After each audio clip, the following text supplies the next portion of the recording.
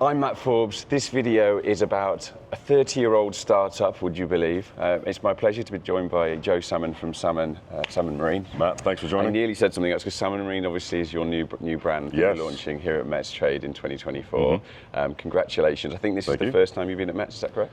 Yeah, certainly. It's our first time exhibiting. We're here with British Marine, who's made it possible for us, so very excited to be here. That's fantastic. So what are we looking at today? You've got obviously a track record of supplying the largest search and rescue organisation in the UK with a shock mitigation product and trim product.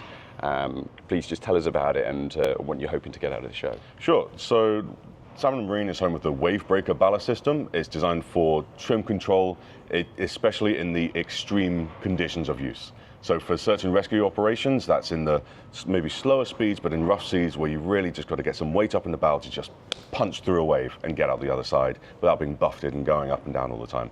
At the other end, we actually were originally founded to work with offshore powerboat racers.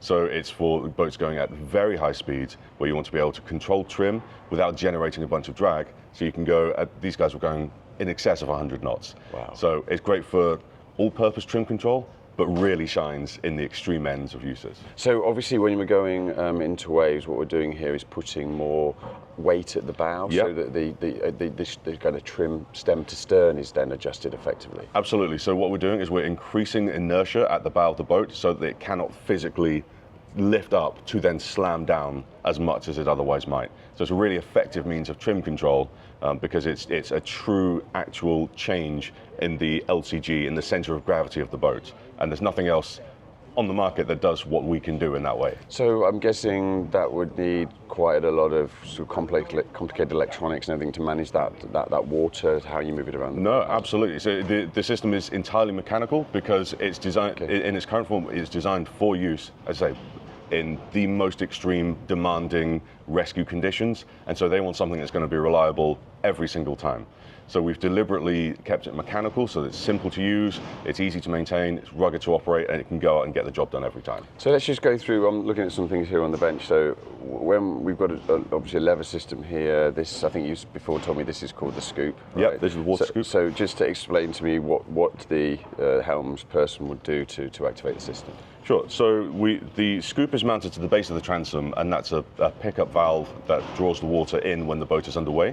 And the control lever mounted to the console or by the side of the seating position for the helm is the thing that then actuates that water scoop up and down, that then enables you to draw the water in, hold it for as long as you need to, and then ditch it when you don't need it anymore. So obviously if you move this lever to the right position, it's down, I'm presuming, then it's taking water into the system. Yeah, absolutely. So then the inertia of the boat going along pushes the water into the scoop, which then feeds down to the tank. Yeah, so you can pre-fill the system. If you know that you're going to be launching out into a rough chop, you can pre-fill the tank with a hose before you head out.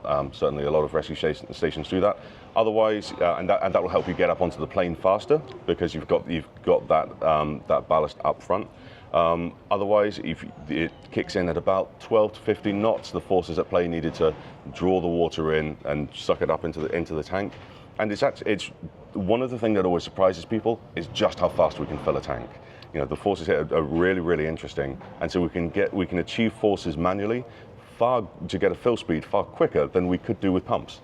So it's actually much more effective and simpler, and less to go wrong, I guess. Exactly. Yeah, so it's deliberately simple to be intuitive and channel into those forces and use them properly. And then I guess when the sea condition or sea state changes, you can just dump that ballast out and then again change the weight dynamics. Absolutely. So because one of the questions that we have is when do we do that and why, and when is the best time to take this ballast on?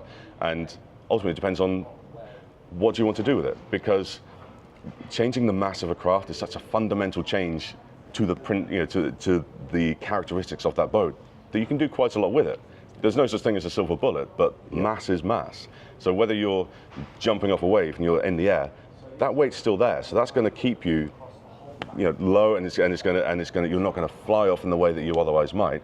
Or even if you're calm, you're in calm seas, but you're going beyond the operational ranges of other trim control systems, it means that you can still keep the bow down and nice and low. Even if you're not slamming, you're still keeping nice and stable and flat. And of course, that's good for the crew on board, their Absolutely. health and potential injuries that could be caused. Sure. So a big focus for us is on protecting crews. That's one of our core missions, is keeping people safe, be it passengers or crew, because I think we've all seen, you know, the injury reports and heard the stories from, you know, our colleagues on the water to know just how bad it is, how injurious this can be when to be exposed to repeated slamming. It's so dangerous, and so for us, protecting people from that, absolutely core to what we're trying to do. So you're so passionate about it, and then sort of you've just changed kind of the company name slightly and rebranded. Yeah. And I think this is your first METSTRADE, isn't it? Yeah, sure. So tell me about it. Yeah. So the rebrand. So before being Salmon Marine, we've been Salmon Power Sports for a long time, and there's a lot of history to that name. We're a family business. The company was started by my father back in the late '80s, and he was at the time he was doing a lot of not just power boats but superbikes, and anything with an engine that went fast was our wheelhouse. Yeah. And we've maintained the dedication to performance and speed and quality, but we don't do much by way of bikes anymore. Yeah. So for us, the change is to represent our core business, which is marine. We're here to keep crews and passengers safe. Bikes are really fun, but that's something for outside of work now. Well, Joe, thank you so much for spending the time. Thank you. It's great to meet somebody who's passionate about protecting the crew on the boat. That's fantastic. Thank you. Thank you very much. For more content like this, please like and subscribe. But for now, that is all.